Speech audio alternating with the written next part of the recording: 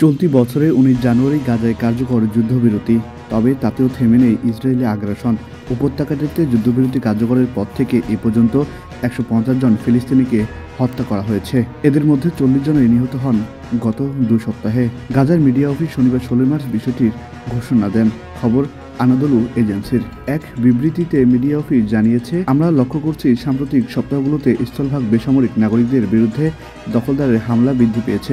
বিশেষ করে কাঠ সংগ্রহকারী বা বাড়িঘর দেখাশোনাকারীদের গুলি করে হত্যা করছে ইসরায়েলি বাহিনী। উত্তর গাজার বেইত লাহিয়ায় ইসরায়েলি বিমান হামলার পর এই বিবৃতি দিল মিডিয়া অফিস। সেখানে সাংবাদিক এবং মানবিক সহায়তা কর্মী সহ ৯ জন ফিলিস্তিনি নিহত হয়েছেন। এই হামলাকে জঘন্য গণহত্যা হিসেবে নিন্দা জানিয়ে মিডিয়া অফিস ইসরায়েলের বিরুদ্ধে আগ্রাসন বৃদ্ধির অভিযোগ তুলছে। অবশ্য ইসরায়েলি নেতৃত্বের নির্দেশে সামরিক কার্যকলাপ বৃদ্ধির খবর পাওয়া গেছে।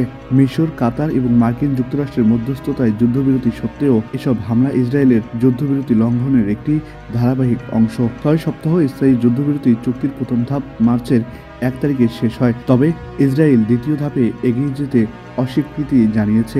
নেতানিয়াহু যুদ্ধবিরতি আলোচনা স্থগিত করেছেন এবং চুক্তির অধীনে সামরিক এবং মানবিক প্রতিশ্রুতি পূরণ না করে প্রাথমিক বিনিময় সময়কাল বাড়ানোর চেষ্টা করেছেন।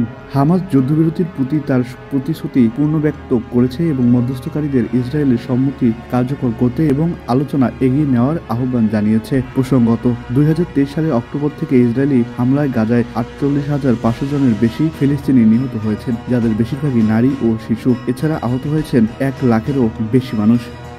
আহসান সাকিব, আকাশ জমিন, নিউজ ডেস্ক।